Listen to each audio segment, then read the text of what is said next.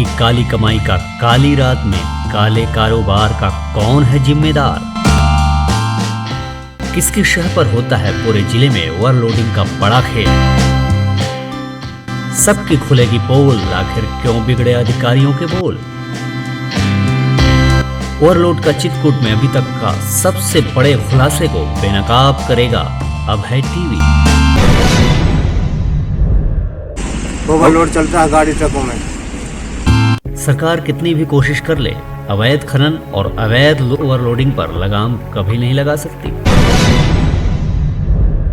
अवैध भी खनन चल रहा है, अवैध भी खदानें चल रही हैं। अवैध खदानें चल रही हैं। ज्यादातर सर ओवरलोड है, ये ज्यादा हमारे लोगों को रोड खराब हो जाता है, रोड से हम परेशान हो जाते हैं। एशिया की दूसरी सबसे बड़ी कही जाने वाली ग्रेनाइट मंडी भरतकूप से ही क्रिशर के अंदर और मानक के ऊपर ओवरलोड का काम शुरू हो जाता है और यहीं से ही राजस्व की चोरी भी शुरू हो जाती है। ओवरलोड गाड़ियां रोड में फर्राटा भरती हैं और रोड में उड़ने वाले धूल वहां के आसपास की फसलों को चौपट कर देती है।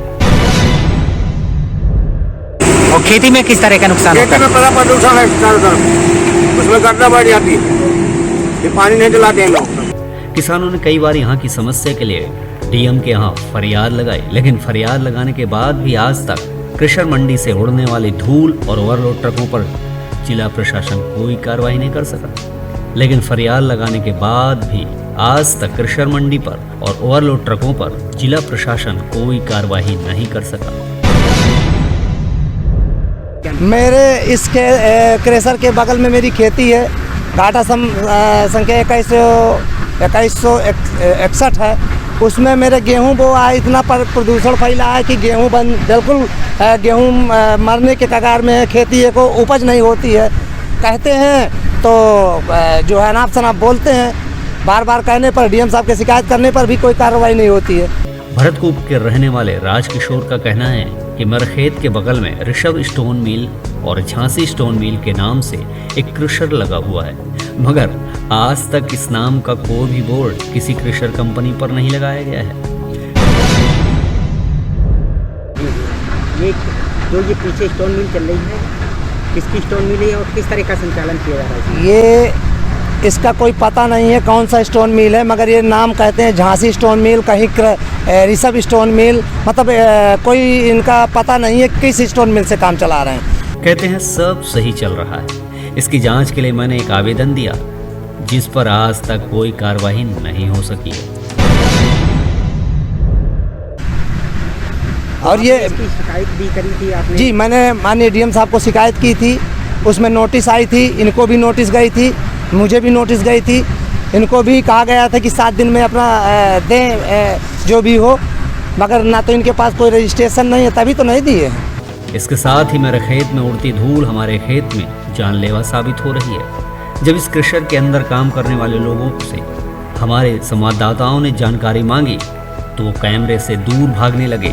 हमने कई बार पूछने की कोशिश की, लेकिन कोई कुछ बोलने को तैयार नहीं था। ये कौन सी खदान है और क्या नाम है इस खदान का? अरे मेरी बात तो समझिए पहले, बताइए, समझाइए, क्या समझा रहे, बात समझाइए क्या है। अरे जो कंपनी का होगा उसी से बोलेंगे, आप हमसे बोल रहे हैं क्या? तो अभी आप नहीं बता रहे थे कि सुनिए? अरे तो हम सुन रहे हैं कि मतलब जो झांसी प्लांट है, और क्या बता रहे हैं? झांसी प्लांट है ये? हाँ।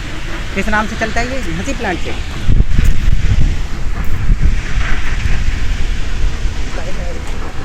कहने को तो उत्तर प्रदेश का चित्रकूट बुंदेलखंड का सबसे अधिक पिछड़ा जिला है, लेकिन अवैध कमाई करने में नंबर 1 है। और यहाँ अवैध कमाई करने वालों के काले कारनामों पर पर्दा डालने वाले लोगों की कमी भी नहीं है। और मोटी कमाई का जरिया भी यहाँ से निकलना शुरू हो जाता है। रात हो या दिन, शाम हो या दोपहर, ट्रैफिक चौराहा से लेकर शहर में बने ओवरब्रिज पर घंटों जाम लगा रहता है। और जाम लगने का कारण ओवरलोड ट्रक और शहर से निकलते गिट्टी बालू भरे से ट्रक रात दिन धमाचौकड़ी करते रहते हैं और पुलिस तमाशबीन बनी रहती है। और हो भी क्यों ना, सत्ता की हनक और नशे के आगे ट्रैफिक चौराहों पर इन ट्रकों को देखने वाले पुलिस वाले भी तमाशबीन बने रहते हैं, क्योंकि सफेद फोश नेताओं की गाड़ियां भी इसी चौराहे से सुबह शाम फर्राटा भरती हैं। कहने को तो चित्रकूट का भरतकूप एशिया की दूसरी सबसे बड़ी ग्रेनाइट मंडी कही जाती है और इस मंडी में भरतकूप में गिनी चुनी खदानें हैं। आरटीआई की एक रिपोर्ट के मुताबिक भरतकूप ग्रेनाइट मंडी में गिने चुने लोगों को ही ब्लास्टिंग करने की परमिशन दी गई है, लेकिन कुछ अवैध ग्रेनाइट संचालित कराने और 4 इंची होल ब्लास्टिंग करती मशीनें आसपास बने स्कूल, घर और मंदिरों को फैलाने के लिए सक्षम है। ये जो पीछे ब्लास्टिंग चल रही है और खनन हो रहा है जी, क्या लगता है आपको? ये अवैध चल रहा है। मैंने आरटीआई के तहत मांगा था और जो कि चिट्ठी मेरे को प्राप्त हो गई है 21 से 31 गाटा संख्या है इसका। इसमें कहीं नहीं लिखा है कि हैवी ब्लास्टिंग करके और मानक के विहीन काम हो रहा है। बिना मानक के ब्लास्टिंग हो रही है। 4 इंची होल हो रही है, आप देख रहे हैं पीछे कि 4 इंची होल लगाए जा रहे हैं। हैवी पोपलैंडो मशीनों से और बड़ी बड़ी मशीनों से इसका ब्लास्टिंग हो रही है और जो शासन के विपरीत काम हो रहा है। बताया जा रहा है कि 4 इंची ब्लास्टिंग करने में 70 फीट नीचे पहाड़ पर 4 इंची मोटे होल किए जाते हैं जिसमें बारूद भरी जाती है और बारूद भरने के बाद रात में ब्लास्ट को अंजाम दिया जाता है। इस ब्लास्टिंग के दौरान लगभग 500 से 600 तक पत्थर निकाला जाता है। मतलब बिना परमिशन के 4 इंची होल को अंजाम देकर धरती को हिलाया जाता है।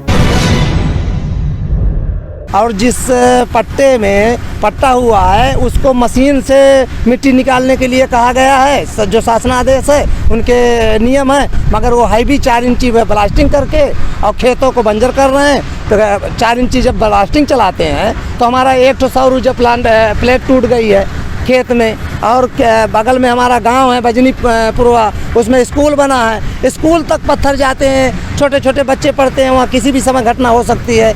और इतना भयंकर ब्लास्ट होता है, जब 4 इंची का भयंकर ब्लास्ट होता है तो घर में दरारें पड़ जाती हैं। इसके अलावा जिला पंचायत की पर्ची पर भी भरतकूप में एक बड़ा खेल दिन रात होता है। अभय टीवी की टीम ने सफेद पर्ची के खेल में लिप्त सफेद पोश नेताओं की गाड़ियों को भरतकूप में ही बेनकाब कर दिया। जब पर्ची काट रहे लोगों में सफेद पर्ची का खेल पूछा गया तो जुबान लड़खड़ाने लगी और कहने लगे कि कुछ लोग हैं जिनका पेमेंट महीने में होता है। किसी को भरोसा नहीं है, अपना जमा कराए। और जैसे जो महीना पैसा जाता है इसकी तो एंट्री होती नहीं होगी कहीं? अरे पर्ची हम रसीद काट देते नहीं है, पर्ची ले लेते हैं, पर्ची जमा कर देंगे, पैसा ले आएंगे। ये जैसे सफेद कागज आपने ट्रक वाले ने दिया, हाँ, उसका क्या खेल है, हम ये पूछना चाह रहे हैं। उसका खेल ये है कि पैसे है वो अपना जाएंगे, पैसे ले आएंगे बस। और बाकी गाड़ियों का रोज जिला पंचायत की रसीद काटी जाती है। और यह तब संभव हुआ जब अभय टीवी की टीम ने कैमरा लगाकर उस पर्ची बांटने वाले पर नजर रखी और बातों ही बातों में पर्ची काटने वाले लोग एक दूसरे को इशारा करते हुए दिखाई देने लगे। गांव में रहने वाले सालिक राम वर्मा दिव्यांग हैं। यह बताते हैं कि दिन रात यहां से ओवरलोड गाड़ियां गुजरती हैं जिससे बड़े बड़े पत्थर हमारे घरों के आसपास गिरते हैं, लेकिन कई बार शिकायत करने के बाद भी आज तक कोई हल नहीं निकल पाया। और यहाँ पर विद्यालय भी बना हुआ है। विद्यालय भी नजदीक है, विद्यालय के सामने से ओवरलोड गाड़ियां जाती हैं। और विद्यालय में किस तरह का प्रभाव पड़ता है? प्रदूषण से विद्यालय हमारा। यहाँ तक कि रात में जब ब्लास्टिंग होती है तो खपरेल के बने हुए घर की दीवारों पर दरारें तक आ जाती हैं, लेकिन पैसे के खेल के आगे सब कुछ बौना साबित हो रहा है। क्या नाम है? सालिक राम मेरा नाम। किस गांव के रहने वाले? घोड़ा गाँव। तो यहाँ पर जो खदानें चलती हैं कितने इंची की यहाँ पर होल करके? सर 4 इंची चलता है यहाँ। और किस तरह का यहाँ पर होता है सर, भारी मात्रा में होता है, मकान हलते हैं।